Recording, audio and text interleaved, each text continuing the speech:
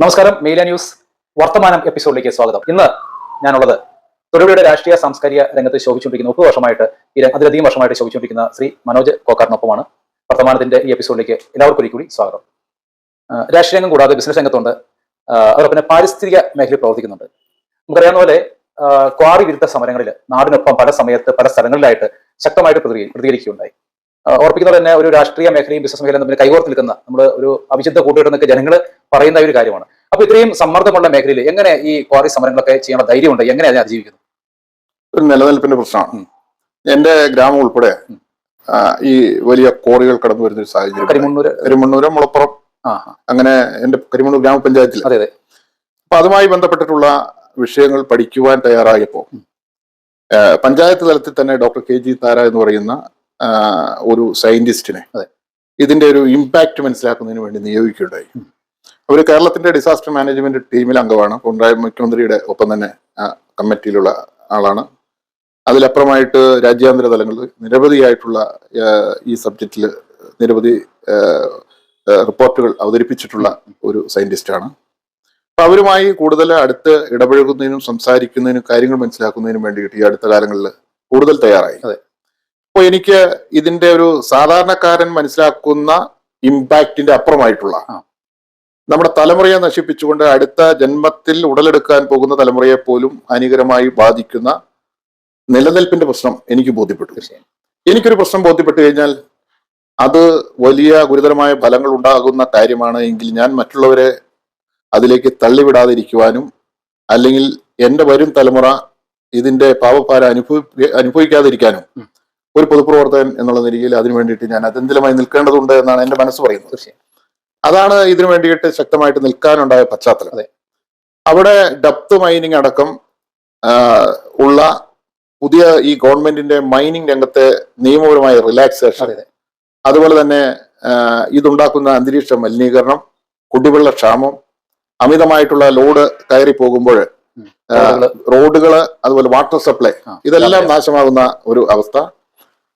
ഇതെല്ലാം നമ്മൾ പരിഗണിച്ച് ഈ വിഷയത്തെ കണ്ടു കഴിയുമ്പോൾ അതിന്റെ പിന്നിൽ വലിയ തട്ടിപ്പുണ്ട്. അതായത് കേവലം 48 റുപ്യ മാത്രമാണ് സർക്കാരിലേക്ക് ഒരു ടൺ പാറയ്ക്ക് റോയൽറ്റി അടയ്ക്കുന്നുള്ളൂ.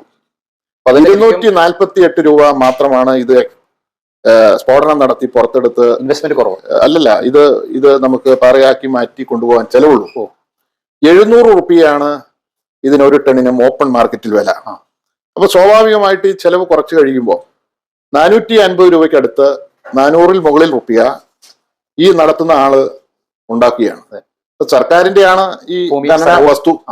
വെറും 48 റുപ്യാണ് സർക്കാരിന് കിട്ടുന്നത്. ഇത് കൈകാര്യം ചെയ്യുന്നവന് എല്ലാ ചെലവും കഴിഞ്ഞ് 450 റുപ്യ കിട്ടും. പ്രകൃതി നഷ്ടപ്പെടുകയും ചെയ്യും. ഇത് റോയൽറ്റി നമ്മൾ അടയ്ക്കുക എന്ന് പറഞ്ഞാൽ അതിന്റെ അർത്ഥം, ബാക്കിന്റെ അർത്ഥം ഇത് റോയലിന്റെ ആണ്, അതായത് രാജാവിന്റെ ആണ്. പഴയ കൺസെപ്റ്റ് ആണ്. അപ്പൊ അന്നത്തെ രാജാവ് ഇന്നത്തെ സർക്കാരാണ്. കണ്ടിന്യൂറ്റി. അപ്പൊ ഈ ഖനിജം എന്ന് പറയുന്നത് റോയലിന്റെ ആണ്, രാജാവിന്റെ ആണ്, അതായത് ഇന്നത്തെ ഗവൺമെന്റിന്റെ ആണ്, നമ്മളുടേതല്ല. നമ്മള് കരം കെട്ടി പോക്കുവരവ് ചെയ്ത് ഭൂമി അനുഭവിക്കുന്നുണ്ടെങ്കിൽ അതിൽ കൃഷി ചെയ്ത് അതിൽ വിളവുണ്ടാക്കി ഭക്ഷിച്ച് ജീവിക്കുന്നതിനുള്ള സാഹചര്യം മാത്രമാണ് നമ്മൾക്ക് അനുവദനീയമായിട്ടുള്ളത്.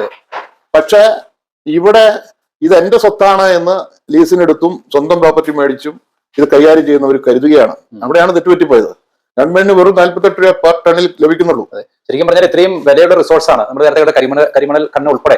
ഈ ഖനനത്തില് അതിന് ലീസിനെടുക്കുന്ന ആൾക്ക് കിട്ടുന്ന വലിയ വരുമാനം, അതോടൊപ്പം ആ പ്രകൃതി നശിച്ചു പോകുന്നുണ്ട്. അപ്പൊ ഇതൊക്കെ വരുമ്പോൾ കോടികൾ ഇൻവെസ്റ്റ്മെന്റ് നടത്തിയവർ അത് വീണ്ടും എത്രയും പെട്ടെന്ന്, അതായത് 10 വർഷം കിട്ടേണ്ടതൊക്കെ ഒരു മാസം കൊണ്ട് പൊട്ടിച്ച് കടത്തുമ്പോൾ ആ സ്ഥലത്തുള്ള ഭൂമി, കാരണം അതിന്റെ പൊതുജനങ്ങൾക്കോ ഒരു രാഷ്ട്രീയ പ്രവർത്തനം പോലും നമുക്കൊന്ന് പറയാം, കാരണം ഇതിൽ അംഗീകാരം കിട്ടിയാ വരുന്ന പറയുന്നത്. അപ്പോൾ വില്ലേജ് പഞ്ചായത്ത് തലങ്ങളും ഒക്കെ കൈ മലർത്തുമ്പോഴും ഒരു ശരിക്കും വിശേഷിക്കുന്ന ഒരു ഒറ്റയാൾ പോരാട്ടമാണ്. ജനകീയ സമരമായിട്ട് നമ്മൾ രംഗത്ത് വരുമ്പോൾ നമ്മൾ വലിയ പ്രതിസന്ധികളെ അതിജീവിക്കേണ്ടി വരും, ഭീഷണികളെ അതിജീവിക്കേണ്ടി വരും. ഞാൻ ഇടുക്കി SP-ക്ക് പരാതി എന്റെ ലൈഫ് സേഫ്റ്റിയെ സംബന്ധിച്ച് കൊടുത്തിട്ട് നിൽക്കുന്ന ആളാണ്. ഇവിടെ കേസുമായി മുന്നോട്ട് പോകാൻ സാധിക്കുന്ന അഡ്ജസ്റ്റന്റ് പ്ലോട്ട് ഉള്ളവർക്ക് മാത്രമാണ്. അഫക്റ്റഡ് പേഴ്സൺസ്, സറൗണ്ടിങ്സ് ഉള്ളവർക്ക് കേസുമായി പോകാൻ പറ്റത്തില്ല. അപ്പൊ അവിടെ നിയമപരമായിട്ടുള്ള ചില അപര്യാപ്തതകളും അവര് നിയമത്തെ ലൂസ് ചെയ്തുകൊണ്ട് കാര്യങ്ങൾ നിർവഹിക്കുമ്പോൾ അത് പോയിന്റ് ഔട്ട് ചെയ്തുള്ള ഇടപെടലുകളും നിമിത്തം മാത്രമാണ് നമുക്ക് ഇതിന്മേലൊരു വിജയം കൊയ്യാൻ പറ്റത്തുള്ളൂ. അപ്പൊ അത് ഒരു വർഷത്തിലധികമായിട്ട് മുന്നോട്ട് പോകുമ്പോഴാണ് നമ്മൾ ഇതെല്ലാം കണ്ടെത്താൻ പറ്റുള്ളൂ. ഈ ഒരു വർഷം കൊണ്ട് അങ്ങ് സൂചിപ്പിച്ച പോലെ നിഷ്കർഷിക്കപ്പെട്ടിരിക്കുന്ന ക്വാണ്ടിറ്റിയുടെ 1000കണക്കിന് മടങ്ങ് അവർ പൊട്ടിച്ചു കൊണ്ടുപോവുകയാണ്. അവിടെ ഒരു പെനാൽറ്റി വന്നു കഴിഞ്ഞാൽ അത് അടയ്ക്കാതിരിക്കുന്നു, അതിൽ ലംസം മേടിക്കുന്നു, അല്ലെങ്കിൽ അത് കേസിന്റെ കേസുമായിട്ട് അവര് ദശാബ്ദങ്ങൾ മുന്നോട്ട് പോകുന്നു. ഇവിടെയെല്ലാം ഒരു സർക്കാർ മിഷണറികള് നിശബ്ദമായിട്ട് നിന്ന് ഇത്തരത്തിലുള്ള സംവിധാനങ്ങൾക്ക് വേണ്ടിയിട്ട് കുടചൂടി പിടിക്കുന്ന ഒരു സമീപനമാണ് സ്വീകരിക്കുന്നത്. അവിടെ എനിക്ക് ഈ വിഷയത്തിൽ ഒക്കെ ഇടപെട്ടപ്പോൾ എനിക്ക് ഒരു നിശ്ചയദാർഢ്യം എന്ന് പറയുന്നത് നമ്മൾ ഒപ്പം നിൽക്കുന്ന ആളുകള്, അവരുടെ പിന്തുണ, അവരുടെ ഈ വിഷയത്തിലുള്ള ഹോണസ്റ്റ് ആയിട്ടുള്ള നമ്മളോടുള്ള സിൻസിയർ ആയിട്ടുള്ള അപ്രോച്ച്, നമ്മളിൽ അർപ്പിച്ചിരിക്കുന്ന വിശ്വാസം, ഇതിനെ ഹനിച്ചുകൊണ്ട് മുന്നോട്ട് പോവുക എന്ന് പറഞ്ഞാൽ നാടൻ ഭാഷയിൽ ഇലക്ട്രിക് ടവറിന്റെ മുകളിൽ നിന്ന് താഴേക്ക് ചാടുന്നതിന് തുല്യമാണെന്ന് വിശ്വസിക്കുന്ന ഒരാളാണ്. അതാണ് എന്നെ ഇതിൽ മുറുകെ പിടിച്ച് മുന്നോട്ട് പോകുവാൻ തന്നെ. അധികം ആളുകളും ഭീഷണിയിൽ മാറിപ്പോകാം, അല്ലെങ്കിൽ കനത്ത തുകകൾ, അതായത് ഒരു പിച്ചയ്ക്ക് കൊടുക്കുന്ന തുട്ട് പോലെയുള്ള തുട്ടിനും വലിപ്പം കൊണ്ടായിരിക്കും അങ്ങനെ ധാരാളം ആളുകളെ വിലക്കെടുക്കുന്നത്. അതിന് നടുവിലും നിലപാടുകൾക്ക് നിലകൊള്ളുന്ന സാറിനെ പ്രത്യേകം അപ്രീഷിയേറ്റ് ചെയ്യാണ്. അതുപോലെ നമുക്കറിയാവുന്ന പോലെ റെസ്ലിംഗ് ഉൾപ്പെടെയുള്ള സ്പോർട്സ് മേഖലയിൽ സെക്രട്ടറി ആയിട്ടൊക്കെ പ്രവർത്തിക്കുന്നുണ്ട്. ചോദിക്കട്ടെ, സ്കൂൾ കാലഘട്ടങ്ങളിൽ സ്പോർട്സിലുണ്ടായിരുന്നു? ഞാൻ സ്പോർട്സിൽ ഉണ്ടായിരുന്ന ആളാണ്. പക്ഷെ ഇവന്റ്സ് അല്ല, അങ്ങനെയല്ല. ഞാന് ഈ കായിക പ്രേമി എന്ന് തന്നെ കൂട്ടിയാൽ മതി. ഇവന്റ്സ് ആയിട്ട് അങ്ങനെ ഒരു വലിയ തിളക്കം ആർജിച്ചിട്ടുള്ള വ്യക്തിയൊന്നും അല്ല. പക്ഷെ സ്പോർട്സ് പ്രേമിയാണ്. ഞാനൊരു വോളിബോൾ പ്രേമിയാണ്. ഞാൻ സ്കൂൾ സമയത്ത് ഫുട്ബോൾ കളിക്കുമായിരുന്നു. ഞാൻ ആം റെസ്ലിംഗുമായി ബന്ധപ്പെട്ടിട്ട് കഴിഞ്ഞ 20 വർഷമായി പ്രവർത്തിക്കുന്നു. അത് അതിന്റെ ഇടുക്കി ജില്ലാ പ്രസിഡന്റ് എന്നുള്ള നിലയിൽ എന്നെ അവരോധിച്ച് അതിനുശേഷം ആ മേഖലയിൽ പ്രവർത്തിക്കുകയുണ്ടായത്. അന്ന് സ്പോർട്സ് കൗൺസിലിന് അംഗീകാരമില്ലാത്ത ഒരു സംഘടനയായിരുന്നു. സംസ്ഥാന ജനറൽ സെക്രട്ടറി ശ്രീ ജോജി ഏളൂർ, അദ്ദേഹത്തിന്റെ നേതൃത്വത്തിൽ നമ്മളെല്ലാവരും ഇടപെട്ടിട്ട് ഭരണപരമായി അല്ലാതെയൊക്കെയുള്ള ഇടപെടലുകൾ കൊണ്ട് ഈ ഇവന്റ് പിന്നീട് സ്പോർട്സ് കൗൺസിൽ അംഗീകരിക്കുന്ന ഒരു ഇവന്റായി മാറി. അപ്പോൾ PSC ഉൾപ്പെടെ ഒളിമ്പ്യൻ ജോബി ജോർജും ഇത് ഹാൻഡ്രസിംഗിലാണോ അദ്ദേഹം? അല്ല, ആ ഒരു കാലയളവ് ഒളിമ്പിക്സിൽ ഇതില്ല. ഇത് സ്പോർട്സ് കൗൺസിൽ അംഗീകാരത്തെ പ്രവർത്തി. ഇതിപ്പം കുട്ടികൾക്ക് സ്കൂൾ തലങ്ങളിലെ അഡ്മിഷൻ, അതുപോലെ തന്നെ PSC, ഇതിലെല്ലാം ഒരു അംഗീകാരമുണ്ട്. ഇത്തവണ നമ്മൾ ഇടുക്കി ജില്ലാ ചാമ്പ്യൻഷിപ്പ് 300ഓളം വരുന്ന കുട്ടികൾ ഇതിനകത്ത് പാർട്ടിസിപ്പൻസ് ആയിരുന്നു. നല്ല രീതിയിൽ പോകുന്നു. അതിന്റെ സംസ്ഥാന വൈസ് പ്രസിഡന്റായി ഇപ്പോൾ പ്രവർത്തിക്കുന്നു. നല്ലൊരു ടീമാണ് ഞങ്ങൾ സംസ്ഥാന തലത്തിൽ. എല്ലാ ജില്ലകളിലും ഉണ്ട്. സിൻഡെക്സ് ഗ്രൂപ്പിന്റെ ചെയർമാനാണ്, മാനേജിംഗ് ഡയറക്ടറാണ് ഇതിന്റെ പ്രസിഡന്റ് ശ്രീ ജോജി ഏളൂർ എന്ന് പറയുന്ന കൊല്ലഞ്ചേരി സ്വദേശി. അദ്ദേഹം ആത്മാർത്ഥമായിട്ട് ഇതിനെ സ്നേഹിച്ച് ജീവിതം ഇതിന് ഒഴിഞ്ഞുവെച്ച് ജനറൽ സെക്രട്ടറി എന്നുള്ള നിലയിൽ പ്രവർത്തിക്കുന്നു. അപ്പൊ അത് ജില്ലാ സ്പോർട്സ് കൗൺസിൽ മെമ്പറാണ്. അവിടെയും നമ്മൾ ചില ഇടപെടലുകൾ നടത്തുകയും അതുമായി ബന്ധപ്പെട്ടുള്ള പ്രവർത്തനങ്ങളിലും അതുപോലെ തന്നെ ഒളിമ്പിക് അസോസിയേഷനിലൊക്കെ പ്രവർത്തിക്കുന്നുണ്ട്. അത് രാഷ്ട്രീയ രംഗത്തും മറ്റു പ്രവർത്തനത്തിലും വ്യത്യസ്തമായിട്ട് ഒരു സുഖകരമായിട്ടുള്ള ഒരു കാലാവസ്ഥ. അത് നമ്മുടെ റെഡ് ക്രോസിലേക്ക് എങ്ങനെയാ പോകുന്നത്? റെഡ് ക്രോസിന്റെ സെക്രട്ടറി ആണല്ലോ. റെഡ് ക്രോസില് തൊടുപുഴ താലൂക്കില് എന്റെ ചെയർമാനാണ്. സ്കൂൾ തലത്തിൽ തൊട്ട് റെഡ് ക്രോസ് പ്രവർത്തിക്കുന്നുണ്ട്.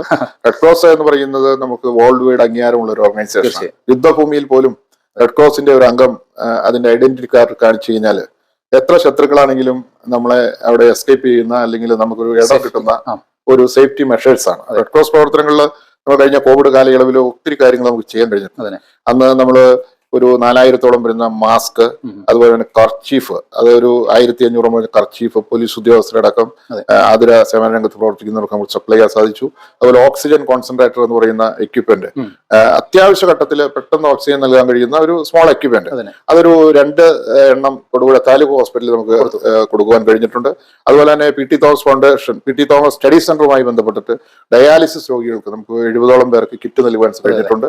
അങ്ങനെ നമ്മള് നിരവധി ആതുര സേവന രംഗത്ത് പ്രവർത്തിക്കുന്ന പ്രമുഖരായിട്ടുള്ള ഭിഷഗ്വരന്മാരെ നമ്മൾ ആദരിക്കുക.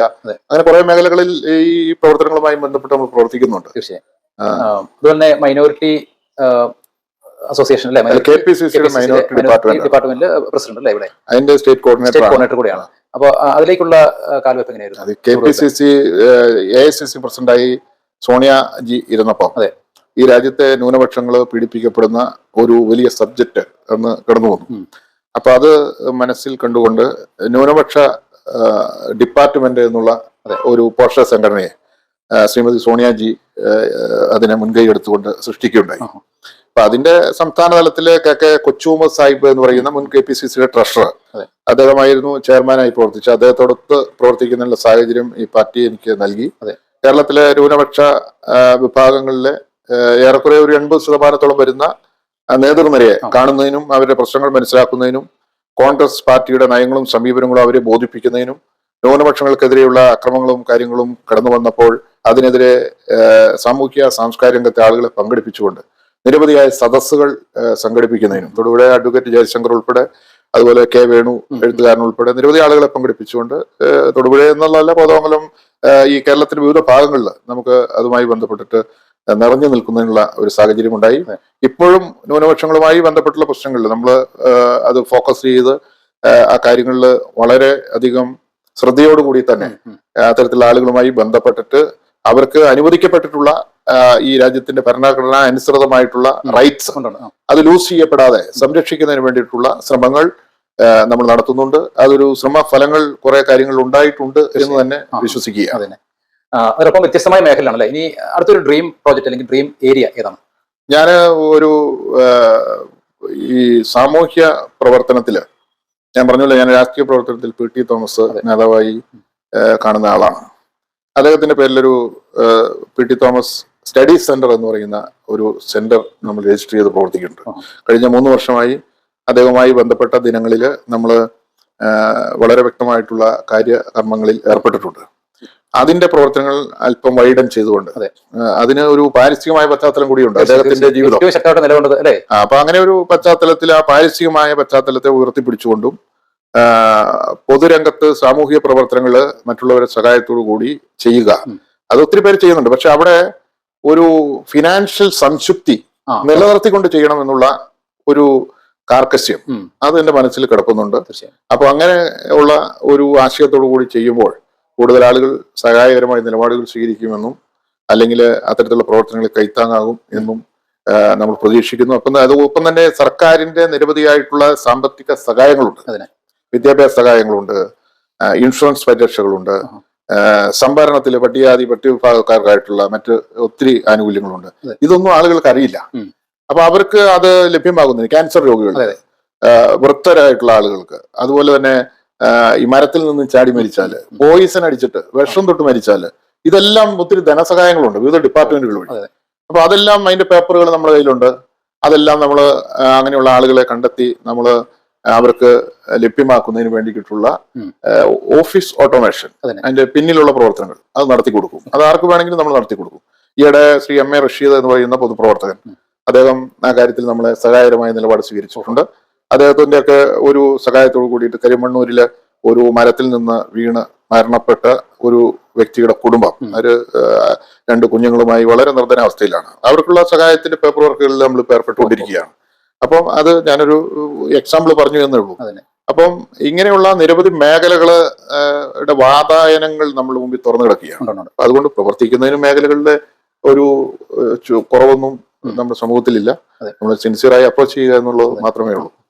ഒരു അവസാനമായിട്ട് ഒരു ചോദ്യം, മെഡിക്കൽ ഔഷധ രംഗത്താണ് പ്രവർത്തിക്കുന്നത്. ഈ ഒരു ഫീൽഡിൽ പ്രവർത്തിക്കുമ്പോൾ ഈ ആധുനിക കാലത്തിൽ അല്ലെങ്കിൽ സമീപകാലത്തിൽ എന്തൊക്കെ വെല്ലുവിളികൾ നേരിടേണ്ടി വന്നിട്ടുണ്ട് അല്ലെങ്കിൽ നേരിടേണ്ടി വരും? ഈ ഔഷധ വ്യാപാര രംഗം ഒരു ബിസിനസ് എന്നുള്ള നിലയിൽ കണ്ട് നമ്മൾ അതൊരു ജീവിത ഉപാധിയായി സ്വീകരിച്ച് പ്രവർത്തിക്കുമ്പോൾ അവിടെയാണ് ഏറ്റവും വലിയ ഒരു പരിമിതികൾ ഇന്ന് നിലനിൽക്കുന്നത്. ആളുകള് സത്യം പറഞ്ഞു കഴിഞ്ഞാൽ ബോർഡുകൾ കാണിച്ചും അട്രാക്ട് ചെയ്തും വിൽക്കേണ്ടതും വിൽക്കപ്പെടേണ്ടതുമായിട്ടുള്ള ഒരു വസ്തു അല്ല. അപ്പൊ ഞാൻ എന്റെ ഒരു ഷോപ്പില് ഒരു ഹൈസ്കൂളിൽ പഠിക്കുന്ന കുട്ടി ഒരു ഈ പറയുന്ന പോലെ ഒരു പിൽസ്, അതായത് ഗർഭം ധാരണം തടയുന്നതിന് വേണ്ടിയിട്ടുള്ള ഒരു പിൽസ്, ഐപിൽ എന്ന് പറയുന്ന പേരിൽ അറിയപ്പെടുന്നത്. അപ്പൊ അത് വാങ്ങാൻ വേണ്ടി യൂണിഫോം ഇട്ട ഒരു കുട്ടി വന്നു. ആ കുട്ടിയോട് കുട്ടി ഏത് സ്കൂളിൽ പഠിക്കുന്നു എന്ന് ചോദിച്ച വഴി കുട്ടി കുതിരി കടയിൽ നിന്ന് പോയി. അപ്പൊ ഞാൻ അന്ന് ചിന്തിച്ചു something wrong that was happened. അപ്പൊ അതിന്റെ ഒരു പശ്ചാത്തലത്തിൽ അന്നത്തെ മന്ത്രി ശ്രീമതി ടീച്ചറിന് ഞാനൊരു കത്തെഴുതി. ആ മന്ത്രി അത് കണ്ടു. വനിതാ ഉൾപ്പെടെയുള്ള മാഗസിൻസിൽ പരസ്യം ചെയ്ത് ഇത് വിൽക്കുന്നതിലെ അപകടങ്ങൾ ഞാൻ ചൂണ്ടിക്കാട്ടി. അപ്പൊ ഞാൻ ആ സാധനം ഇന്ന് വരെ ഞാനത് സെയിൽ ചെയ്തിട്ടില്ല, ഞാൻ വാങ്ങിയിട്ടില്ല, എന്റെ പർച്ചേസ് റിപ്പോർട്ട് എടുത്താൽ. അപ്പൊ അങ്ങനെ നമ്മളൊരു എത്തിക്കലായിട്ടുള്ള ആ പ്രൊഫഷനിൽ നിൽക്കാനാണ് ആഗ്രഹിക്കുന്നത്. ഇവിടെ ഈ വളരെയധികം ഒരു മിസ്യൂട്ടിലൈസേഷനും അതുപോലെ തന്നെ ഈ പറഞ്ഞ പോലെ ക്വാളിറ്റി നോക്കാതെ ഉള്ള ഒരു പ്രവർത്തനങ്ങളൊക്കെ നടക്കുന്ന ഒരു മേഖലയാണത്. ആരോഗ്യ മേഖലയിൽ 1964 ഡ്രഗ്സ് കോസ്മെറ്റിക്സ് റൂളിൽ ഇന്ന് വരെ ഒരു അമെന്റ്മെന്റ് ഉണ്ടായിട്ടില്ല. ഏറ്റവും അധികം ആളുകൾ ഇന്ററാക്ട് ചെയ്യുന്ന അല്ലെങ്കിൽ ഉപയോഗിക്കുന്ന ആരോഗ്യപരമായ കാര്യങ്ങളിലും മരുന്നുമായി ബന്ധപ്പെട്ടിട്ടുള്ള കോടികളുടെ ടേൺ ഓവർ നടക്കുന്ന അല്ലെങ്കിൽ ഒരു ഉപഭോഗ വസ്തുവായ മരുന്നുമായി ബന്ധപ്പെട്ടിട്ടുള്ള ഒരു നിയമത്തിൽ ഈ രാജ്യത്ത് 47 ഓൺവേഡ്സ് ഒരു അമെന്റ്മെന്റ് പോലും വന്നില്ല എന്ന് പറഞ്ഞു കഴിഞ്ഞാൽ അതൊരു വലിയൊരു സംഭവം തന്നെയാണ്. അപ്പൊ ഞാൻ മനസ്സിലാക്കിയ രാസവള വകുപ്പിന്റെ കീഴിലാണ് ഇത് നിലനിൽക്കുന്നത്. Sure. ആരോഗ്യ അതിനൊക്കെ എത്ര മുമ്പോട്ട് പോകേണ്ടിയിരിക്കുന്നത്. ഇതൊരു ആരോഗ്യ മന്ത്രാലയത്തിന് കീഴിലേക്ക് ഡ്രഗ്സ് കോസ്മെറ്റിക്സ് റൂള് അതും പ്രകാരമുള്ള ഈ പറയുന്ന മരുന്നുമായി ബന്ധപ്പെട്ടുള്ള കാര്യങ്ങളൊക്കെ വരേണ്ടിയിരിക്കും. Quality control. അത് ഈ പറഞ്ഞ പോലെ ഇത് ഒരു കുടിൽ വ്യവസായം കണക്ക് ചെയ്യുന്നവരുണ്ട്, ഇതിന്റെ ക്വാളിറ്റി സബ്സ്റ്റാൻഡേർഡ് ആയിട്ട് പ്രൊഡ്യൂസ് ചെയ്യുന്നവരുണ്ട്, ഇമിറ്റേഷൻ ഉണ്ടാകുന്നുണ്ട്, ഇത് കണ്ടെത്താൻ സാധിക്കാത്ത രീതിയിലുള്ള വ്യാജൻ മരുന്നുകൾ ഇറങ്ങുന്നതായിട്ട് അങ്ങനെ വാർത്തകൾ വരുന്നുണ്ട്. അതുപോലെ തന്നെ ഈ അണ്ടർ കട്ടിങ് നോർമലി നമുക്കൊരു 12 to 20% ആണ് മാർജിൻ.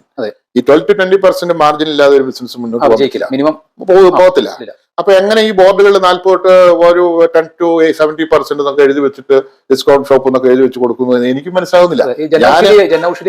ജനൌഷധി ഒരു പുതിയ കൺസെപ്റ്റ്, ജനറിക് മരുന്നുകളാണ്. ജനറിക് മരുന്നുകള് ഈ പറഞ്ഞ പോലെ അത് ഞാൻ അതിനകത്തൊരു അവകാശത്തോടുകൂടി പറയാൻ ആളല്ലെങ്കിലും ഞാൻ ബന്ധപ്പെടുന്ന വിഷകരന്മാരുമായിട്ട് സംസാരിച്ചതിന്റെ അടിസ്ഥാനത്തിൽ അവരുടെ ഭാഷ്യമായിട്ട് എനിക്ക് മനസ്സിലാക്കുന്നത് ഈ ഇൻഗ്രീഡിയൻസിന്റെ ക്വാളിറ്റിയിൽ അത്ര അഷുറൻസ് ഇല്ല എന്നൊക്കെയാണ് അവർ പറയുന്നത്. അതുകൊണ്ട് ഇപ്പൊ പറയാൻ പറ്റില്ല. അപ്പൊ അതുകൊണ്ട് ഞാനത് പറയാൻ ആധികാരികമായ ആളല്ല. ഞാൻ അവർ പറയുന്നതും എന്റെ ഒരു കേട്ടറിവും പറഞ്ഞതാണ്. ഇതൊരു ആധികാരികമായ സംസാരമല്ല. എന്നിരുന്നാൽ പോലും ഒരു കാര്യം വ്യക്തമാണ്, പ്രധാനപ്പെട്ട ആശുപത്രികളിൽ നിന്ന് എഴുതപ്പെടുന്ന മരുന്നുകൾ ഒന്നും ബ്രാൻഡഡ് പ്രോഡക്റ്റ് മാത്രമേ എഴുതാറുള്ളൂ. അവര് ഇത്തരത്തിലുള്ള പരീക്ഷണങ്ങൾക്കൊന്നും തയ്യാറല്ല. അതിപ്പോ അമൃത, ആസ്റ്റർ, മെഡിക്കൽ ട്രസ്റ്റ്, കോലഞ്ചേരി, ഏത് ലേക്ക് ഷോർ, ഏത് ഹോസ്പിറ്റൽ എടുത്തു കഴിഞ്ഞാലും അവിടെ നിന്നുള്ള ചീട്ടുകൾ പരിശോധിക്കുമ്പോൾ ഇത്തരത്തിലുള്ള മെഡിസിൻസ് ഒന്നും അവർ എഴുതിയതായിട്ട് നമുക്ക് കാണാൻ കഴിയും. എസ്റ്റാബ്ലിഷ്ഡ് കമ്പനിയിൽ നിന്ന് കിട്ടുന്ന അഷ്യൂർഡ് പ്രോഡക്റ്റുകൾക്കാണ് ഇപ്പൊ ഈ ആശുപത്രി എല്ലാം തന്നെ പറയുന്നത്. അവരെല്ലാം ഡോക്ടേഴ്സ് അല്ലാതാണ് പ്രിഫർ ചെയ്യുന്നതും ഇത് ചെയ്യുന്നു. പിന്നെ ഇത് നമുക്ക് സർക്കാർ സംവിധാനത്തിലെ ജനറിക് മരുന്നുകൾ എന്ന് പറഞ്ഞ് ഒരു കമ്പനി ഐറ്റം തന്നെ ജനറിക് ആയിട്ട് ലാഭം കൂട്ടിയിട്ട് വളരെ ഡിസ്കൗണ്ട് ചെയ്ത് കൊടുക്കാൻ പറ്റുന്ന ഒരു സാഹചര്യം ഉണ്ടാക്കിയിട്ടാണ് ആ ഒരു നെറ്റ്വർക്ക് ഇപ്പം നടക്കുന്നത്. സ്വാഭാവികമായി എന്റെ ചോദ്യം, ഇത് ഗവൺമെന്റ് അണ്ടർടേക്കിംഗ് ആണ്.